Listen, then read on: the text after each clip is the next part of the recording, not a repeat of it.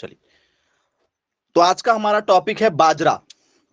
शायद सभी लोगों ने इसके बारे में कभी ना कभी जरूर पढ़ा होगा। बाजरा मोटे अनाजों में जाना जाता है, जिसे हम लोग क्या कहते हैं? बोल सर, इसे कहा जाता है पर्ल मिलेट के नाम से जाना जाता है, या फिर इसे लोग बाग बाजरा है तो इसको क्या लिखते हैं? बाजरा ही लिखा जाता है। बाजरा को बाजरा ही कहा भी जाता है। बोले यस सर, बिल्कुल ठीक है, पढ़ा हुआ है हमने ये सब।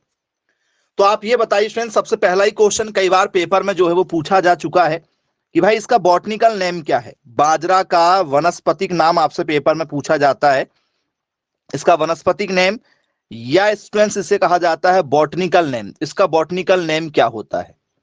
यदि कभी आपने पढ़ा हुआ हो तो आप बता सकते हैं जी। बहुत शानदार। पेनिसिटम ग्लूकम, ये नाम होता है क्या बाजरा का? जी, और कोई?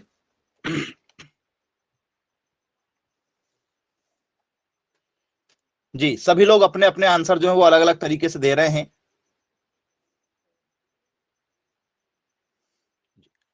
तो स्टूडेंट्स, जो आपकी बाजरा होती है उसका यदि आपसे बॉटनिकल नेम यदि पूछ लिया जाए स्टूडेंट्स, तो क्या लिखेंगे आप लोग? तो मैं आपको सिंपल तरीके से बता दूं, पेनिसिटम के नाम से जाना जाता है। इसको किस नाम से जाना जाता है? बोले यदि पेपर में यदि पूछा जाए तो सर पेनिसिटम ग्लूकम के नाम से जाना जाता है। ग्लूकम, याद रखिएगा, मैं आपको लिख भी देता हूं, पेनिसिटम ग्लूकम इस नाम से जाना जाता है। अब कुछ लोग सोचते होंगे सर इसको क्या कहते हैं? टाइफॉइड कहते हैं। पेनिसिटम ग्लूकन नाम नहीं मिलता आप लोगों को, आपको क्या नाम मिल जाता है? आपको टाइफाइड्स नाम मिल जाता है। क्या ये नाम भी आपने सुना हुआ है? ये नाम सुना है कि कई बार कुछ लोग यही नाम मैसेज कर रहे हैं कि सर ये होता है, सुने हैं क्या? बोलिए यस सर, इसको टाइफाइड के नाम से जाना जाता है। टाइफाइड, जी। आपको दोनों नाम मिल सकते हैं, आप बेफिक्र रहिए, आपको दोनों नाम मिलेंगे। मेनली जो है वो आपको ज्यादातर नाम जो है वो ग्लूकम के नाम से मिलता है। ये नाम भी आपको यदि मिले, ये ना मिले तो आपको ये मिलेगा। दोनों में से कोई एक ही मिलेंगे, दोनों एक साथ नहीं मिलते हैं, याद रखिएगा आप लोग। बोले जी सर बिल्कुल ठीक है, क्लियर है, बन जाएगा। अब स्टूडेंट्स, ये जो अनाज है हम जिसकी बात कर रहे हैं, ये स्टूडेंट्स ठीक है, ग्रैमिनी परिवार का है कि सोलनेसी परिवार का है कि मालवेसी परिवार का है? किस परिवार का है? इसका कुल कौन सा है? ये किस परिवार में जन्म लिया इसने? इसकी फैमिली क्या है बताइए। यदि आपने कभी इसकी फैमिली पढ़ा हो, बाजरा जो है वो मोटे अनाजों में जाना जाता है, क्या होगा भाई? पोएसी परिवार का है। बोले जी बिल्कुल क्लियर है भाई, कोई दिक्कत नहीं। ये जो है आपका कौन से परिवार का है? बोल सर इसको हम लोग बोल सकते हैं पोएसी। पोएसी, या इसको क्या कहा जाता है? ग्रैमिनी भी कहा जाता है। पोएसी और ग्रैमिनी एक ही होता है, या इसको पोएसी कहा जाएगा या इसको क्या कहा जाएगा आपका? ग्रैमिनी के नाम से भी इसको जाना जा सकता है। बोले यस सर बिल्कुल ठीक है, पेपर में यदि पूछा जाएगा तो आप लोगों से आसानी से जो है वो क्वेश्चन यहां से बन जाना चाहिए। इसको ग्रैमिनी या पोएसी भी कह सकते हैं। चलो क्लियर है। अब स्टूडेंट्स ये आप मुझे बताइए कि ये जो पौधा है वो C3 पौधा होगा या C4 पौधा होगा? C3 प्लांट के नाम से जाना जाता है इसे, या C4 प्लांट के नाम से जाना जाता है? बताइए कौन सा पौधा है ये आप लोगों का? ऐसे पौधे जिनकी हाइट बड़ी होती है उसे C4 कहते हैं, और ऐसे पौधे जिनकी हाइट छोटी होती है उन्हें C3 कहा जाता है। तो ये कौन सा पौधा होगा आप लोगों का? इसकी हाइट छोटी होती है भैया, मक्के बराबर हाइट होती है, और मक्के से बड़ी भी हाइट इसकी होती है। जिनकी हाइट हमारी हाइट से ऊपर चली जाए लगभग, तो वो C4 होता है। तो ये कौन सा पौधा है सर? C4 पौधा है, क्योंकि इसकी हाइट ज्यादा है। बोले यस बिल्कुल क्लियर है भाई। अब यदि आप लोगों से इसमें क्या पूछ लिया जाए? गुणसूत्र पूछ लिया जाए, इसमें आपसे क्या जाए? गुणसूत्र जाए, जिसे हम लोग क्या कहते हैं? क्रोमोसोम के नाम से जानते हैं। क्रोमोसोम नंबर के नाम से जाना जाता है गुणसूत्र। क्या होगा भैया? 2n इक्वल टू, नर और मादा मिला के 2n इक्वल टू में कितना लिखेंगे? बोल सर 2n इक्वल टू 14 होता है। इसका जो गुणसूत्र होता है वो 2n इक्वल टू क्या होता है? 14 होता है। बोले जी सर बिल्कुल ठीक है। मोटे अनाज है तो उत्पत्ति कहां हुई होगी? इंडिया में तो ये पैदा नहीं हुआ होगा, इसका जन्म कहां हुआ भाई? बाजरा जो है मोटा अनाज है, मोटे अनाज की उत्पत्ति इंडिया में नहीं होती है। जहां पर बारिश कम होती, जहां भुखमरी ज्यादा होती, वहीं पर लोग बाग मोटे अनाज खाना पसंद करते हैं। कहां इसकी ओरिजिन कहां हुई होगी? तो सर यदि इसकी उत्पत्ति यदि हमसे पेपर में पूछ लिया जाए कि बाजरा की उत्पत्ति कहाँ हुई है, तो सर बाजरा की उत्पत्ति जो हुई है वो हुई है आपकी अफ्रीका में। कहां पर हुई है? अफ्रीका देशों में इसकी उत्पत्ति मानी जाती है, जहां पर क्या करते हैं, मोटे अनाज ज्यादातर खाए जाते हैं। चलिए क्लियर है, बन जाएगा। अब स्टूडेंट्स एक और क्वेश्चन कि ये आपका एलडीपी प्लांट होगा कि आपका एसडीपी प्लांट होगा, मतलब इसको ज्यादा प्रकाश चाहिए दिन में या कम प्रकाश चाहिए, बताओ। बाजरा जो है वो एलडीपी होगा या एसडीपी? एलडीपी मतलब क्या हो जाएगा हमारा? एलडीपी मतलब हो जाएगा लॉन्ग डे प्लांट, मतलब जिसको क्या चाहिए, दीर्घ प्रकाश चाहिए, मतलब दिन में ज्यादा प्रकाश चाहिए। इसका मतलब होता है short day plant. Short day plant मतलब इसको क्या चाहिए, कम प्रकाश चाहिए, अल्प प्रकाश चाहिए। जी, तो आपको समझ में आ जाएगा भैया कब लगाया जाता है बाजरा। सर बाजरा लगाया जाता है बारिश में, और बारिश में दिन क्या होते हैं, धूप तो निकलती नहीं है। बाजरा जो है वो रबी क्रॉप है कि खरीफ क्रॉप है, बताओ। बाजरा जो है वो रबी की फसल है कि खरीफ की फसल है?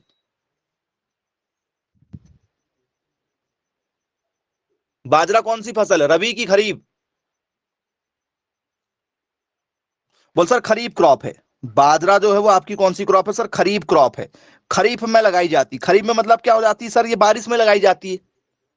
खरीफ का मतलब क्या, बारिश में। और बारिश में जो भी आप फसल लगाते हो उसमें प्रकाश क्या चाहिए, कम चाहिए होता, तो ये शॉर्ट डीपी है। एसडीपी होता है, कैसा होता है आपका, एसडीपी होता है। बोले जी सर बिल्कुल ठीक है, क्लियर है, बन जाएगा। अब स्टूडेंट्स इसके बाद में आपसे पेपर में इसमें क्वेश्चन पूछा जाता है कि भाई बताइए बाजरा जो होता है स्टूडेंट्स, ठीक है, इसका टेस्ट वेट कितना होता है? टेस्ट वेट, जी, इसका जो है वो टेस्ट वजन कितना होता है, पेपर में पूछा जाता है इनका टेस्ट वेट कितना होता है। टेस्ट वेट मतलब होता है 1000 दानों का वजन, मतलब बाजरा के 1000 दानों का वजन कितना होता है, आपसे पेपर में पूछा जाता है इसका वजन कितना होगा। जी, बाजरा बजड़ी इस नाम से इसे जाना जाता है, ये आपने पढ़ा जरूर होगा।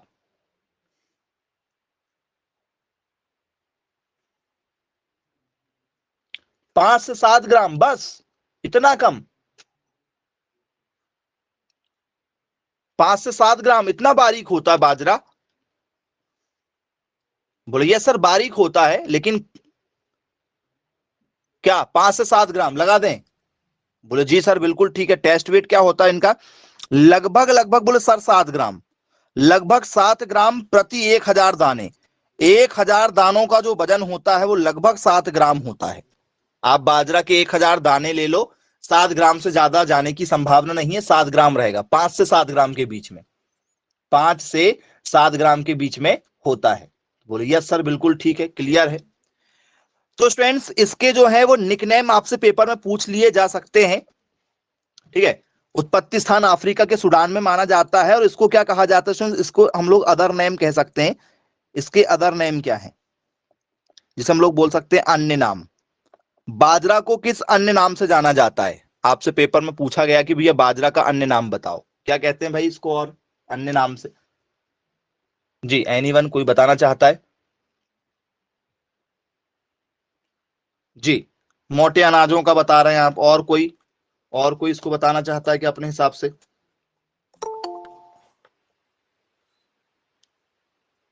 मोटा अनाज कहते हैं इसको, और?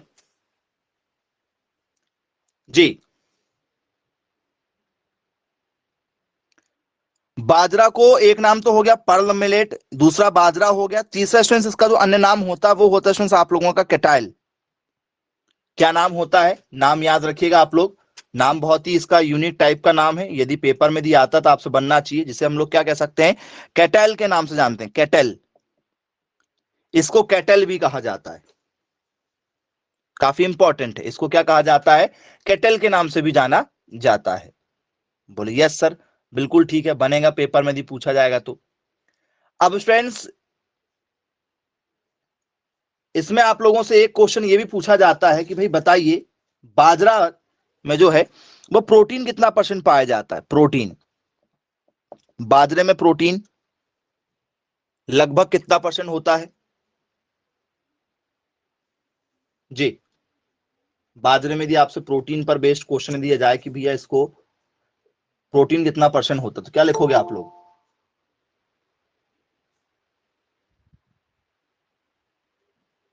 6 ग्राम प्रोटीन पाया जाता है इसको। ओके, 6 ग्राम प्रोटीन होता है। बोल सर प्रोटीन यदि पूछा जाएगा लगभग, तो लगभग स्टूडेंट्स 11.5 या 12 के आसपास में इसमें प्रोटीन के कंटेंट पाए जाते हैं। 11.5 11.6 आप लिख सकते हो, प्रोटीन इसमें पाया जाता है। बोले यस सर बिल्कुल ठीक है। अब यदि मैं आपसे बात करूं भी इसमें कार्बोहाइड्रेट्स कितना परसेंट पाया जाता है? कार्बोहाइड्रेट्स, कार्बोहाइड्रेट्स कितना परसेंट पाया जाता है? कार्बोहाइड्रेट्स कितना पाया जाता है बताइए? 66% पाया जाता है। जी बिल्कुल करेक्ट है भैया, 67% के आसपास में पाया जाता है, करेक्ट आंसर है। 67 के आसपास में इसमें क्या पाया जाता है? कार्बोहाइड्रेट्स पाया जाता है। चलिए फैट, बसा, इसमें बसा कितना परसेंट पाया जाता है भाई? फैट यदि पेपर में पूछा जाए तो बोल सर फैट पाया जाता है मात्र 5%। 5% क्या पाया जाता है इसमें? फैट पाया जाता है। बोले जी बिल्कुल क्लियर है। अब स्टूडेंट्स बाजरा को हमने लिखा है कि भैया बाजरा को कैटेल के नाम से भी जाना जाता है। बाजरा को क्या कहा जाता है? कैटेल भी कहा जाता है। बोलिए सर कैटेल भी कहा जाता है। तो क्या इसे गरीबों का खाना भी कहा जाता है क्या? गरीबों का खाना, क्योंकि जिस देश में कुछ नहीं होता है तो वहां पर बाजरा पहुंचा देते हैं कि भाई तुमको हम मरने नहीं देंगे तो हमारे यहां से बाजरा आपको दिया जाएगा। पहले जो लोग गरीब होते थे वो लोग बाजरा खाते थे, और जो थोड़े से अमीर लोग रहते थे वो आपने सुना होगा ना, मुनीम, ठीक है, राजा प्रजा। उस जमाने की यदि हम बात करें जहां पर क्या चलती थी, हुकूमत वगैरह चलती थी गांव में। गांव में एक मुकद्दम हुआ करता था। पहले कहाँ के सरपंच होते थे, कहाँ के सचिव होते थे? पहले कुछ नहीं होता था, कलेक्टर वलेक्टर कुछ नहीं होते थे पहले। कलेक्टर प्रथा तो अंग्रेजों ने चालू किया। तो अदर नेम में, ठीक है, इसको यदि लिखा जाएगा तो इसको क्या कहते हैं? पुअर्स फूड कहा जाता है, इसे गरीबों का खाना कहा जाता है। याद रखिएगा, इसे क्या कहा जाता है? गरीबों का खाना कहा जाता है। एक और नाम में गरीबों का खाना एक्स्ट्रा है, ये तो कई बार पूछा जा चुका, गरीबों का खाना क्या है? तो गेहूं है कि आपका क्या है, चावल है कि सब्जी है कि आपका बाजरा है? ठीक है, तो पर्ल मिलेट जो है आपका बाजरा जो है, इसे क्या कहा जाता है? गरीबों का खाना भी कहा जाता है। बोले यस सर बिल्कुल ठीक है। क्या कुछ लोगों ने इसे स्टूडेंट्स ये भी कहा है, यदि आपको पता हो तो, वुलरस मिलेट के नाम से जानते हैं? ये नाम सुना है क्या कहीं? ये नाम कई बार आपने सुना होगा शायद, बहुत ही इंपॉर्टेंट है। ये नाम से यदि पेपर में दिया जाए तो आप लोग थोड़ा सा कंफ्यूज हो जाते हैं कि हाँ ये होगा या नहीं होगा। जी सुना है नाम, सरकंडा के नाम से, सरकंडा कहा जाता है। वलरस जो होता है आपका क्या होता है? सरकंडा होता है, इसको सरकंडा भी कहा जाता है। सुना होगा आपने सरकंडा? नहीं सुना? सुना होगा, नहीं सुना होगा तो आज सुन लीजिए आप लोग, इसको सरकंडा के नाम से भी जाना जाता है। बोले जी बिल्कुल क्लियर है भाई, बनेगा पेपर में यदि पूछा जाएगा तो। अब स्टूडेंट्स क्या इसमें एनपीके डाला जाएगा? नाइट्रोजन, फास्फोरस, पोटेशियम वगैरह इसमें डाला जाएगा क्या?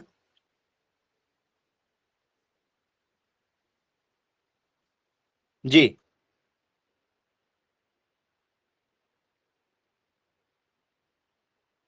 बोले जी सर बिल्कुल डाला जाएगा, इसमें एनपीके डाला जाता है। चलिए क्लियर है, एनपीके डाला जाता है। तो इसमें जो एनपीके डाला जाता है स्टूडेंट्स, वो एनपीके का रेशियो कितना होता है?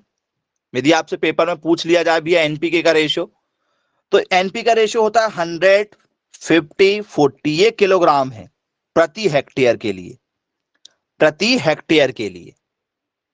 याद रखिएगा 100/50 और 40 ये प्रति एकड़ के लिए। एक जीरो से एक जीरो, एक जीरो से एक जीरो, क्या बचा सर? 10, 5 और 4।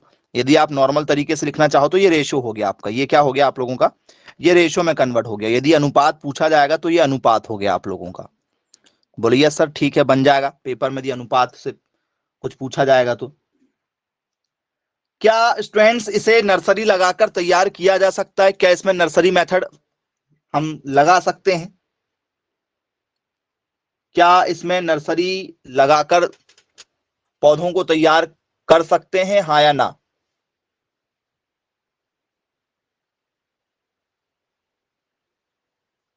जी बताइएगा क्या हो सकता है।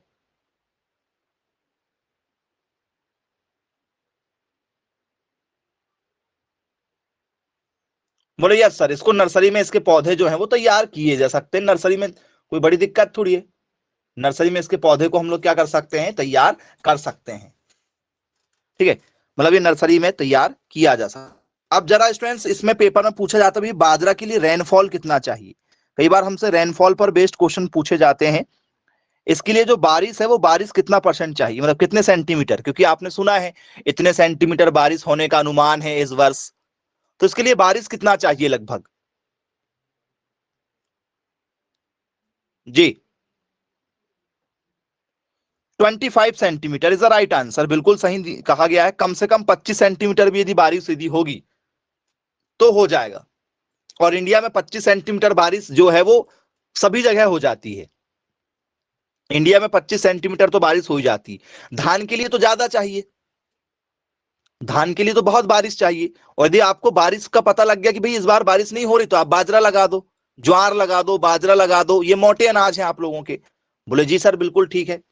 तो ये जो बाजरा है ये कहीं ना कहीं तो उत्पादन किया जाता होगा। बोले यस सर। तो हाईएस्ट या लार्जेस्ट प्रोड्यूशन, ठीक है, producing country of pearl millet, बताओ लार्जेस्ट प्रोड्यूसिंग कंट्री कौन है, सबसे ज्यादा पूरे विश्व में सबसे ज्यादा कहां उत्पादन होता है इसका। तो क्वेश्चन भी बनता है हमारा लार्जेस्ट प्रोड्यूसिंग, ठीक है, कंट्री कौन सी है, सर्वाधिक उत्पादन कहां होता भाई पूरे विश्व में। जी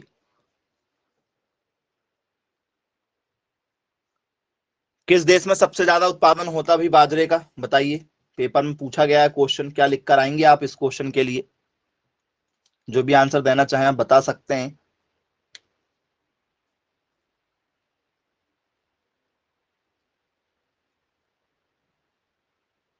नहीं मालूम। अफ्रीका में होगा, अरे वाह। अफ्रीका में तो कुछ नहीं होता भैया, दूसरे देश वाले पाल रहे हैं। ठीक है, अफ्रीका में कैसे हो जाएगा।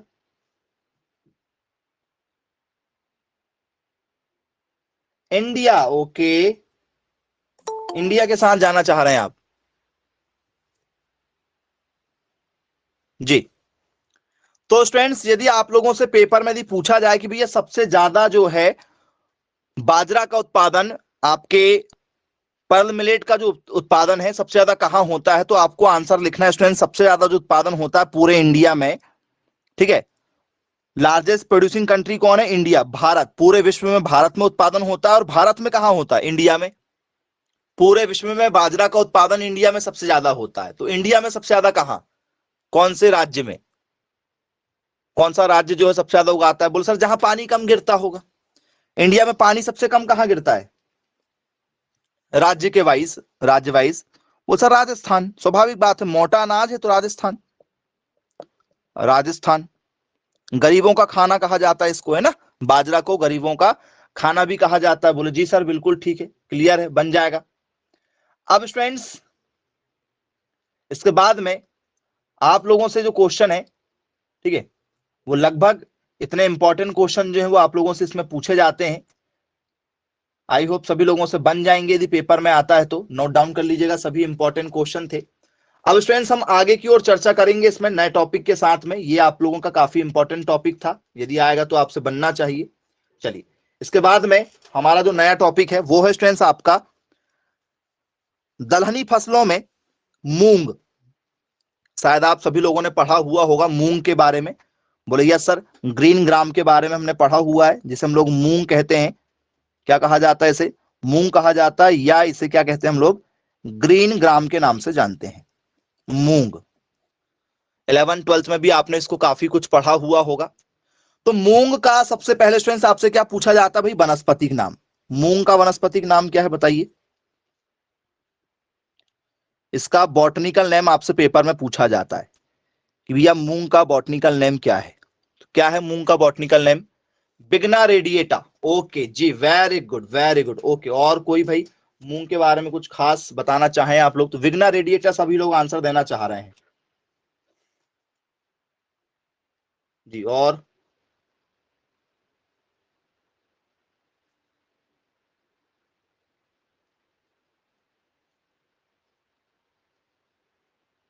चलिए करेक्ट आंसर है भाई आपका, यदि पेपर में यदि पूछा जाए तो आप लोगों से आसानी से जो क्वेश्चन यहां से बन जाएंगे। बिगना रेडिएटर लगा दिया जाए। चलो करेक्ट आंसर है बिगना रेडिएटर। बिगना रेडिएटर। बिगना रेडिएटर। सभी लोगों ने करेक्ट आंसर दिया है। इसके बाद में स्टूडेंट सेकंड क्वेश्चन आपसे पेपर में पूछा जाता भी है, किस कुल में पैदा हुआ, इसकी फैमिली कौन सी है, किस फैमिली में ये। वो सर ये दाल है, मूंग की क्या होती, दाल होती है। और दाल जितनी भी होती है वो कौन से परिवार में आती, भाई बता दो जरा फटाफट। दाल जो होती है वो कौन से परिवार में आती है, पढ़ा जरूर होगा आप लोगों ने। बोले यस सर बिल्कुल पढ़ा हुआ हमने। किस परिवार में आती है, लेगुमिनेसी परिवार का सदस्य माना जाता है। ओके वेरी गुड जी, लेगुमिनेसी परिवार का है। बोले करेक्ट है क्या ये बात। बोले यस सर बिल्कुल करेक्ट है। कौन से परिवार का सदस्य माना जाएगा इसको, तो सर इसको माना जाता है हमारा लेगुमिनेसी परिवार का। लेगुमिनियस परिवार माना जाता है इसको, क्या कहते हैं हम लोग, लेग्यूमिनेसी या मिनोसी, जो भी आप लिखना चाहें इस तरीके से लिखा जाता है, लेग्यूमिनोसी या लेग्मिनेसी। या इसको क्या लिखा जाता है, फवासी भी लिखा जाता है, फेवैसी आप लोग जो कहते हो। बोले यस सर बिल्कुल पढ़ा हुआ हमने। इसको फेवैसी भी कहा जाता है। इसको क्या कहा जाता है, फेवैसी परिवार के नाम से भी इसको जाना जाता है। तो बोले जी सर बिल्कुल ठीक है, पढ़ा हुआ है हमने। ठीक है, इसको आप लोग अलग अलग तरीके से लिखते हैं भाई। लिखने वाले इसको क्या लिखते हैं, इसको हम लोग लिखने वाले लेग्यूमिनेसी भी लिखा जाता है। इस तरीके से लिखने वाले अलग अलग हिंदी में लिखते हैं। बोले जी सर बिल्कुल ठीक है भाई, पेपर में भी पूछा जाएगा तो हमसे आसानी से जो है वो यहां से बन जाएगा। अब ये बताइए स्टूडेंट्स, इसमें एक और क्वेश्चन जो पूछा जाता है कि भैया इसको और किस नाम से जाना जाता है। मूंग का जो है वो एक नया नाम रखा गया है। क्या नाम रखा गया स्टूडेंट्स, लेटेस्ट बॉटनिकल नेम। बिगना रेडिएटा तो हर किसी को पता है, बिगना रेडिएटर हर किसी को पता है। इसका एक लेटेस्ट बॉटनिकल नेम अलग है भैया, बिगना रेडिएटर के अलावा लेटेस्ट बॉटनिकल नेम मतलब एक नया बॉटनिकल नेम रखा है इसका नाम। वो क्या है, नया वनस्पतिक नाम। नया वनस्पतिक नाम। जो आपने अभी बिगना रेडिएटर दिए ना वो पुराना नाम है, अपडेट होके एक नया नाम रख दिया गया है। जैसे हम लोग नहीं रख दे रहे हैं, अरे बिगना मूंगो नहीं होता भैया। जैसे हम लोग रख दे रहे हैं भाई, हबीबगंज स्टेशन का नाम बदल के कमलापति स्टेशन रख दिया गया। ठीक है, कोई भी चौक चौराहे का नाम, किसी भी इमारत का नाम हम लोग इंडिया वाले बदल देते हैं। तो वैसे ही उन लोगों ने भी सोचा भाई चलो बॉटनिकल नेम बदल देते हैं। क्या होता है, नया नाम। तो स्टूडेंट्स नया नाम आप ध्यान से सुनिएगा, इसका नया नाम यदि आपसे पेपर में यदि पूछ लिया जाए तो आप लोगों से बनना चाहिए, काफी इंपॉर्टेंट है। ठीक है, फैसियोलस ऑरेंस के नाम से होता है। क्या होता है, फैसियोलस। ठीक है, ऑरेंस के नाम से होता है। चलो हिंदी में लिख लीजिएगा क्या होता है, फैसियोलस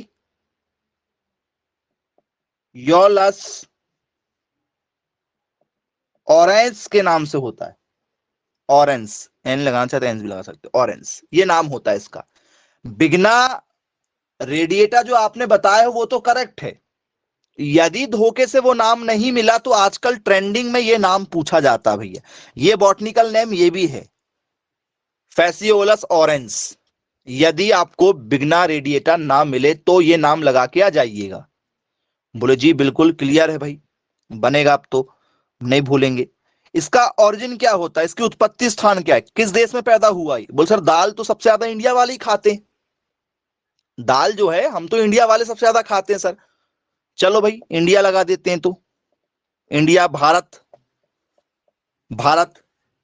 चलिए क्लियर है, बनेगा बोले पेपर में भी पूछा जाएगा तो। अब स्टूडेंट्स ये बताइए भाई इंडिया में सबसे ज्यादा कहां होता है ये, इंडिया में सबसे ज्यादा कहां, भारत में सबसे ज्यादा कहां। ग्रीन ग्राम का जो प्रोडक्शन है वो इंडिया में सबसे ज्यादा कहां पर होता है। क्या फिर कोई निर्धारित नहीं किया जा सकता कि सर ये तो कंफर्म ही नहीं हुई, क्योंकि ये एक हमारे लिए नॉर्मल फसल है जो हम लोग लगा देते हैं। जी पेपर में यदि पूछा जाए तो क्या लिखेंगे, इंडिया में मूंग का सबसे ज्यादा उत्पादन जो है वो कहाँ होता है? एमपी में होता है। अरे वाह, very good. Which state is the largest producer of green gram in India?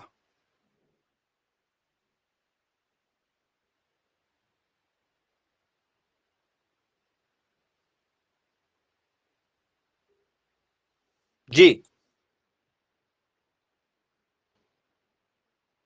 MP कि महाराष्ट्र? एमपी या महाराष्ट्र?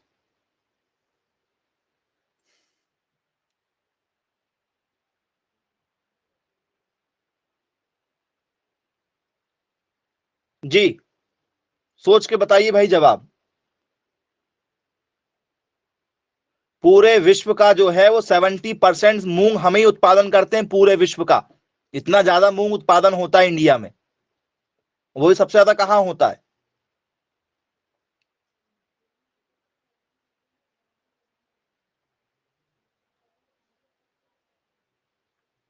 पंजाब नहीं। पंजाब नहीं होगा।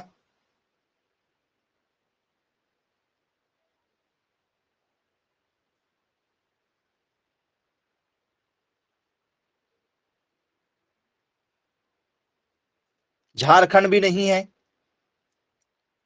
झारखंड भी नहीं होगा।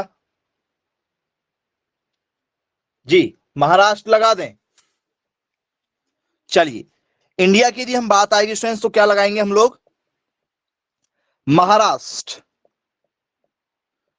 महाराष्ट्र जो है इसमें क्या है हमारा? टॉप पर है, महाराष्ट्र है। ठीक है। और आप लोगों का क्या हो गया? राजस्थान। ये थोड़े से ऊपर नीचे चलते हैं तो महाराष्ट्र जो है वो सबसे टॉप पर रहता है। एमपी जो है वो पांचवें छठवें नंबर पर चला जाता है इसमें। एमपी, छत्तीसगढ़ ये बहुत ही नीचे चले जाते हैं। ठीक है। पंजाब वगैरह ये बहुत नीचे है। उड़ीसा, महाराष्ट्र ये काफी टक्कर देने वाले। फिर आंध्र प्रदेश, तेलंगाना, राजस्थान, मध्य प्रदेश, बिहार, कर्नाटक, यूपी, छत्तीसगढ़ का बहुत नीचे नाम पहुंच जाता है। बोले जी सर बिल्कुल ठीक है, क्लियर है। अब यदि आपसे पेपर में पूछ लिया जाए भैया गुणसूत्र, इसका क्रोमोसोम नंबर कितना होता है? गुणसूत्र, क्रोमोसोम नंबर बताओ। क्रोमोसोम नंबर कितना होता है? गुणसूत्र नर और मादा मिला के क्रोमोसोम नंबर 2n=2 करके लिखते हैं हम लोग। जी, कितना होता है स्टूडेंट्स इसका गुणसूत्र? 2n=22। 2n=22 की 2n=24? 22 की 24, इसमें बहुत ज्यादा बच्चे कंफ्यूज होते हैं। 22 की 24। 24। जी, बहुत बढ़िया भाई, वेरी गुड, बहुत शानदार। 2n=, स्टूडेंट्स एक्चुअल में जो होता है वो 22 होता है। 24 आपको देखने के लिए मिल जाता है, कई बार आपको देखने के लिए मिल जाता है। यदि आप इसे ठीक है सही तरीके से यदि लिखना चाहते हैं तो एक्चुअल में जो आपको आंसर देखने के लिए मिलेगा स्टूडेंट, 2n=22 ही मिलेगा। आप चेक कर सकते हैं, नहीं तो 24 नहीं होता है, 22 होता है एक्चुअल में। बहुत सारी जगह आप लोग जब भी पढ़ते हैं तो कई बार गलत पढ़ लेते हैं। या तो 24 आपको यदि बाय चांस मिल जाए तो 22 के बाद यदि ना मिले, 22 ना मिले तो ही 24 आप कह सकते हो, नहीं तो 22 ही राइट आंसर होता है। 2n=22, याद रखिएगा, गड़बड़ मत कर दीजिएगा। चलिए, इसके बाद में स्टूडेंट्स यदि हम आपसे बात करेंगे इसमें नेक्स्ट क्वेश्चन के साथ में, तो प्रोटीन कितना परसेंट होता है? क्योंकि दालों में प्रोटीन ज्यादा होता है। बोले जी सर दालों में तो प्रोटीन भरपूर मात्रा में होता है, इसलिए तो कहा जाता है कि दाल खाया करो। डॉक्टर भी कहते हैं जब हम बीमार हो जाते हैं तो भाई दाल खाया करो। जी, प्रोटीन कितना परसेंट होता है? 25% प्रोटीन होता है। प्रोटीन कितना होता है इसमें?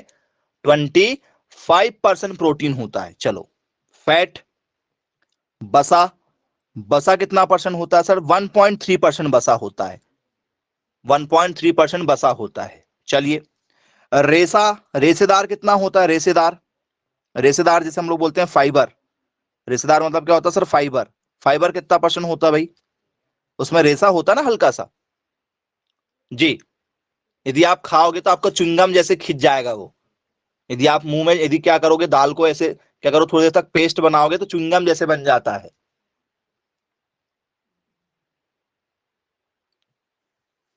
जैसे आपने देखा होगा सोयाबीन फैक्ट्री वगैरह में दी, कोई कभी गया हो विजिट करने, लेके जाते हैं स्कूल से, 11th 12th में स्कूल से विजिट पर लेकर जाते हैं, आपको नर्सरी ले जाया गया होगा, आप लोगों को, ठीक है, कोई पार्क वगैरह लेकर जाए गए होंगे, या आप लोगों को कोई, ठीक है, एनिमल हस्बेंड्री में जैसे देखा जाए तो आपको कोई पोल्ट्री फार्म लेकर गए होंगे, या फिर आपको गौशाला वगैरह लेकर गए होंगे। विजिट रहती है स्कूल में एग्रीकल्चर वालों के लिए, 3 विजिट रहती है सालाना, ठीक है, एक साल में कम से कम आपको 3 विजिट करवाई ही जाती है। कॉलेज में भी जब आपका एडमिशन होगा तो गवर्नमेंट कॉलेज वाले विजिट कराते हैं, प्राइवेट वाले नहीं कराते, और कराएंगे भी तो आपसे पैसे ले लेते हैं। चलिए, तो जो फाइबर होता है स्टूडेंट्स, आपने देखा होगा जैसे आप सोयाबीन वगैरह, कभी सोयाबीन का तेल निकल जाता है, उसके बाद में क्या बचता है, उसका छिलका बचता है सोयाबीन का, ठीक है, तो वो छिलके से क्या करते हैं हम लोग, चॉकलेट वगैरह बनती बहुत सारी। तो वैसे ही जो रेशेदार होता है, ये रेशेदार का परसेंटेज कितना है इसमें, क्योंकि इसको फेंका नहीं जाता है।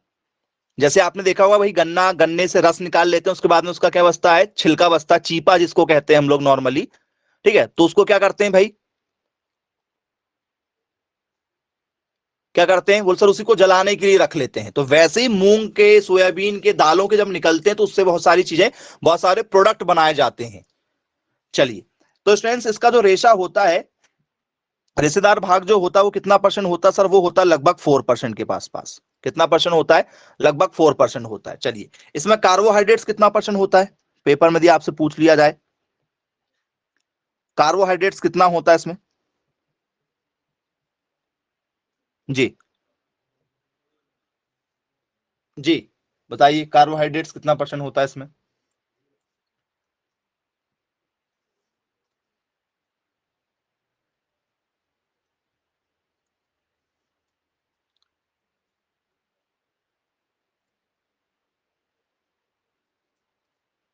जी बताइएगा क्या करेक्ट आंसर होना चाहिए।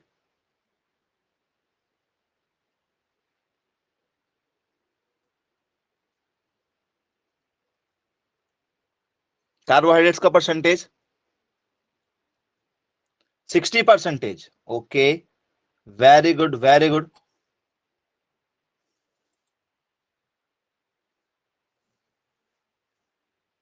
चलिए, यदि आपसे पेपर में यदि पूछ लिया जाए तो स्टूडेंट्स लगभग लगभग जो है वो 60%, मूंग में जो है वो कार्बोहाइड्रेट्स का परसेंटेज कितना होता है, लगभग 60% होता है। बोले जी सर बिल्कुल ठीक है, पेपर में यदि पूछा जाएगा तो हमसे आसानी से जो क्वेश्चन बन जाएगा। अब स्टूडेंट्स इसके बाद में यदि आपसे पेपर में यदि क्वेश्चन यदि पूछ लिया जाए, ठीक है, तो आप ये बताइए, ये C3 पौधा है कि C4 पौधा है, ये जो है ये C3 पौधा है कि C4 पौधा है।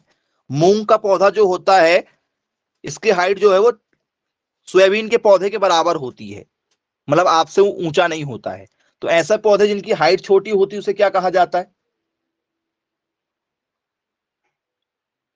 उसे C3 प्लांट कहा जाता है। बोले यस सर बिल्कुल ठीक है, इसे क्या कहा जाता है, C3 प्लांट के नाम से जाना जाता है, C3 पौधा कहा जाता है इसको, क्योंकि इसकी हाइट छोटी होती है। चलिए, ये स्टूडेंट्स जो है, ये रबी की फसल है कि खरीफ की फसल है कि ये समर सीजन की फसल है, मेनली लगाई तो कभी भी जा सकती है, मेनली किसकी है, रबी, खरीफ या समर, कब लगाई जाती है बताइए, खरीफ में लगाई जाती है। बोले बिल्कुल भाई, बारिश में लगाते हैं आप, मूंग को बारिश में लगाते हैं, बहुत बढ़िया। जी बताइए। बोले सर इसको जो है, मूंग को जो है वो ऑल सीजनेबल रखा गया है, रबी, खरीफ और समर आप तीनों कह सकते हैं, ठीक है, तीनों मौसम में लगाई जाती है, ऑल सीजनेबल है। लेकिन मेनली कब लगाते हैं आप लोग, मूंग को मैक्सिमम देखा होगा लगाने वाले लोग सिर्फ कब लगाते हैं, सिर्फ कब लगाते हैं भाई, बताओ। वो सर ग्रीष्म ऋतु में लगाते हैं, कब लगाते हैं आप लोग, ग्रीष्म ऋतु में। बोले ये असर लगाते हैं ग्रीष्म ऋतु में, या जिसे हम लोग बोल सकते हैं भैया जायद की फसल, जायद की फसल कहते हैं, समर सीजन में लगाया जाता है इसको। लगाते तो 12 से 12 महीने हैं, ऑल सीजनेबल है, ये हमेशा जाता है इसको। बोले यस सर बिल्कुल ठीक है, क्लियर है, बनेगा। कितने दिनों की फसल है भाई, दिन में यदि पूछा जाए तो कितने दिनों की फसल है ये, कितने दिन की फसल है भाई, पेपर में यदि पूछ लिया जाए, क्रॉप ड्यूरेशन, क्या पूछ लिया जाए आपसे, पेपर में क्वेश्चन पूछा जाता है, क्रॉप ड्यूरेशन, जी क्रॉप ड्यूरेशन कितना होगा, फसल अवधि, क्योंकि इसको समर में निकाल के, जैसे आप लोग क्या करते हो, जिसको धनिया नहीं लगाना है, कोरिएंडर नहीं लगाना है, हरा हरा धनिया यदि नहीं लगाना, तो वो लोग क्या करते हैं, हरा धनिया नहीं लगाना होता है तो उन लोगों को वो सर वो मूंग निकाल लेते हैं। कितने दिन की, ये लगभग लगभग हमारी जो है वो 65 से 70 दिन की है, 65 से 70 दिन की फसल है। बोलिए सर 65 से 70 डेज की फसल है, मतलब लगभग लगभग 2 महीने की फसल है, 2 ढाई महीने के अंदर में क्या जाएगी आपकी, कट के घर आ जाएगी। बोले यस सर बिल्कुल ठीक है, क्लियर है। और एक और चीज स्टूडेंट्स इसमें पेपर में पूछी जाती है हम लोगों से कि भाई बताइए क्या ये ऊपरी भूमिक होगा, ठीक है, क्या ये ऊपरी भूमिक होता है या अधोभूमिक होता है, ऊपरी भूमिक या अधोभूमिक, भूमि के ऊपर होता है कि भूमि के नीचे होता है, जी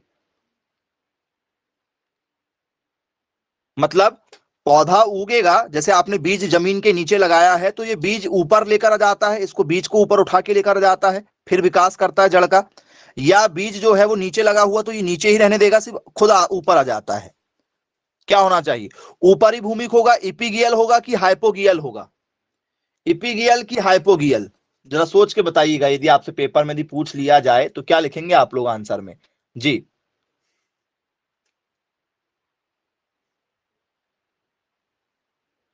तो सर ये जो है ना क्या करता है, बीज को ऊपर की ओर लेकर आ जाता है, तो बीज को ऊपर की ओर लेकर आ जाता है तो इसको क्या कहा जाता है सर, इसको कहा जाता है हमारा इपिगियल। क्या कहा जाता है इसको, वो सर इपिगियल के नाम से जाना जाता है इसको, ऊपरी भूमिक होता है ये, क्या होता है, ऊपरी भूमिक होता है, याद रखिएगा पेपर में कई बार पूछा जा चुका है। चलिए क्लियर है, बोले बन जाएगा पेपर में यदि पूछा जाएगा तो आप लोगों से। फिर स्टूडेंट्स क्या इसे कैच क्रॉप कहा जाता है, कैच क्रॉप, कैच क्रॉप नाम सुना होगा आप लोगों ने, कैच फसल कहते हैं क्या इसको, जी कैच फसल कहते हैं कि कैच, मैं इधर से फेंक रहा हूं तुम उधर से कैच कर लेना, जी क्या ये क्रिकेट खेलती है ये फसल, इसको कैच क्यों कहा जा रहा भाई, इसको कैच क्रॉप क्यों कहा गया, मैसेज कर दो। कैच क्रॉप का मतलब क्या होता सर, ऐसी फसल जो तेजी से बढ़े, ऐसी फसल जो तेजी से बढ़े और जिसको बेचकर मुनाफा कमा लिया जाए, मतलब पैसे, पैसे भी अच्छे खासे बन जाएं, ऐसी फसल जो बहुत तेजी से बढ़े और मुख्य फसल के बीच में इसको उगाया जाए, मतलब जो समय बचता है। जैसे आपने देखा होगा स्टूडेंट्स, चलो मैं आपको थोड़ा सा समझाना चाहूंगा और अच्छे तरीके से कैच क्रॉप को, और दूसरे पैटर्न में समझाना चाहते हैं। जैसे खरीफ की फसल कब लगाते हैं आप लोग, बताओ, खरीफ क्रॉप कब लगाते हैं हम लोग, कब लगाते हैं सर, हम लोग लगाते हैं इस फसल को जून जुलाई में, कब लगाते हैं सर, जून और जुलाई में लगाते हैं। कब काटते हैं भैया इसको, कब काटते हैं खरीफ फसल को, कब काटते हैं, काटेंगे कब, सितंबर अक्टूबर में, ओके सितंबर अक्टूबर में काट लेते हैं, बोले अक्टूबर तक काट ही लेते हैं किसी भी हाल में, बोलिए सर क्योंकि जून में लगा रहे हैं तो जून जुलाई अगस्त सितंबर 4 महीने की फसल है, बोले यस बिल्कुल क्लियर है भाई, ठीक है अक्टूबर तक काट लेते हैं, अक्टूबर जो है वो मेन है इसका। चलिए फिर रबी की फसल कब लगाते हैं, रबी क्रॉप्स, रबी क्रॉप्स कब लगाते हैं भी, रबी की फसल, रबी फसल कब लगाते हैं सर, इसको लगाया जाता है नवंबर में, अक्टूबर नवंबर या नवंबर में लगाते हैं, अक्टूबर नवंबर या नवंबर में लगा देते हैं, अक्टूबर भी लिख सकते हैं आप यहां पर, अक्टूबर से नवंबर के बीच में इसको लगा देते हैं, बोलिए सर ठीक है। कब काटते हैं इसको, काटा कब जाता है, इसको कब काटते हैं आप लोग,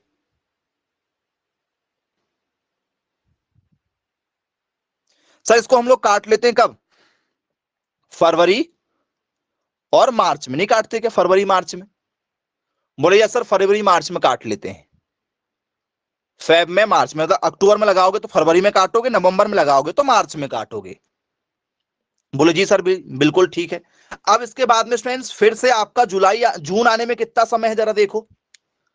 मार्च के बाद में क्या आता है सर? मार्च के बाद में आता है सर हमारा अप्रैल, और अप्रैल के बाद में क्या आता है सर? हमारा आता है मई, और मई के बाद में आ जाता है सर बोले हमारा जून। और जून आपने देखा होगा 8 जून को जो है वो आपका मृग लगता है। मृग सुना होगा भाई, मृग में भले ही 2 दाने खेत में लगा के आओ, चाहे पानी गिरे या ना लगे, लेकिन मृग में 1 या 2 दाने लगाकर भी आपको आना है। मतलब वो क्या होता है, पूजा टाइप की होती है आप लोगों की। बोले यस सर बिल्कुल ठीक है ना। और इस दिन मेरा जन्मदिन भी होता है। चलिए, तो आपके पास में समय कितना मिला? अप्रैल और मई मिलता है, अप्रैल और मई आपको मिलता है। बोले यस सर 2 महीने मिले। तो 2 महीने में हम लोग क्या करते हैं भाई, 2 मंथ्स का जो समय मिला आपको, 2 मंथ्स या और थोड़ा सा बहुत देख लो आप लोग, तो 5-6 दिन और मिल जाते हैं आपके जून के। तो ये 60 दिन हो गए, और ये 8 दिन और, तो मतलब वही लगभग 60-70 डेज, वही तो लिखे अभी हमने, 60-70 दिन के बीच में आ जाती है फसल। बोले यस सर 60 से 70 दिन के बीच में आ जाती है। तो इसी समय में हम लोग क्या कर लेते हैं सर? इसी समय हम लोग क्या करते हैं बताओ?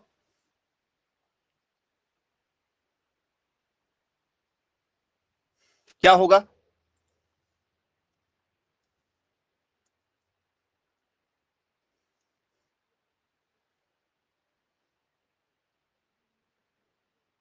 क्या होगा? ये जो 2 महीने बचे हैं, इस महीने में क्या करते हैं हम लोग? कौन सी फसल ले लेते हैं? वो सर इस समय ले लेते हैं हम लोग ग्रीष्म फसल, या जिसे हम लोग क्या बोल सकते हैं भाई, समर क्रॉप्स ले लेते हैं, या इसे हम लोग बोलते हैं जायद फसल ले लेते हैं। और ये फसल जो है वो बहुत तेजी से उग जाती है, इसलिए इसे क्या कहा जाता है?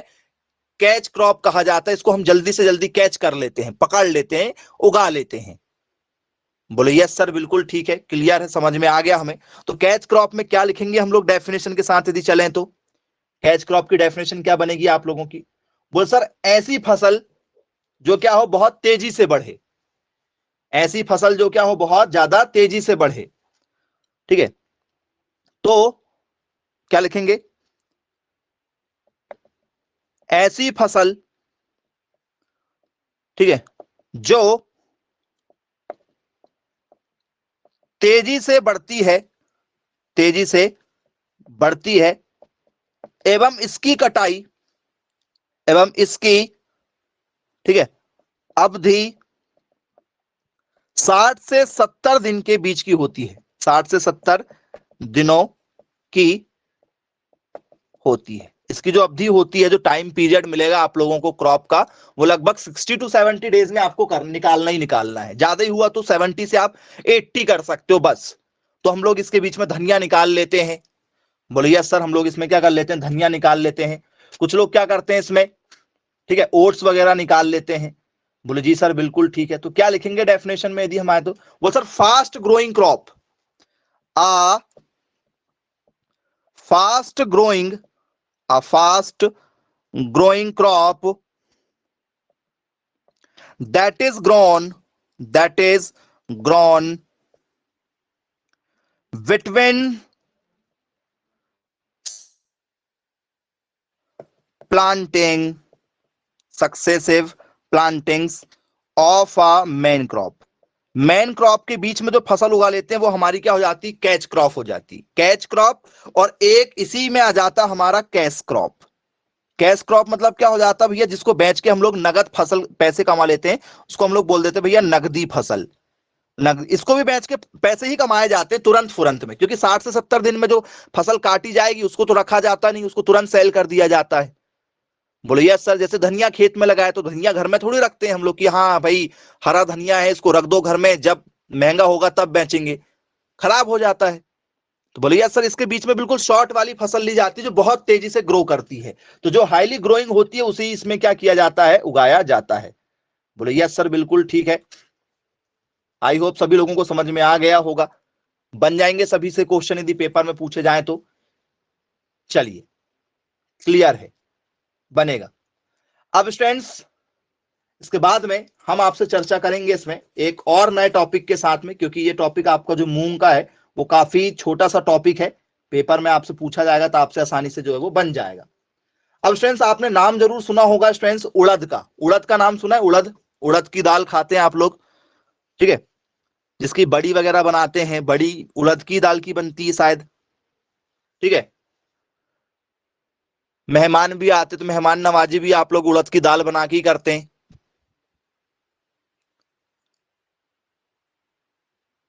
चलिए, बोले यस सर, इसे क्या कहा जाता है? ब्लैक ग्राम कहा जाता है। इसे क्या कहा जाता है? हमारा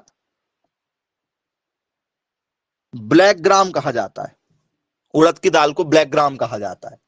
बोले यस सर, बिल्कुल ठीक है। यदि आपसे ये पेपर में पूछ लिया जाए स्टूडेंट्स, इसका वानस्पतिक नाम क्या होता है? बताओ, उड़द की दाल का वानस्पतिक नाम, इसका बॉटनिकल नेम क्या होता है जी? बोले सर, इसका होता है बिगना मूंगो। कुछ लोग बोल रहे थे कि सर इसका नाम जो है, ठीक है, क्या नाम होता है इसका? सर इसका होता है बिगना मूंगो। याद रखिएगा आप लोग, ब्लैक ग्राम जो है इसका ही नाम होता है बिगना मूंगो। यदि आप लोगों से नहीं बनता है तो आप लोग गलत आंसर नहीं दें कभी भी, ठीक है? सोचें कि लगभग ये हो सकता है। चलिए, क्या कहते हैं इसको हम लोग? बोल सर, इसको कहा जाता हमारा बिगना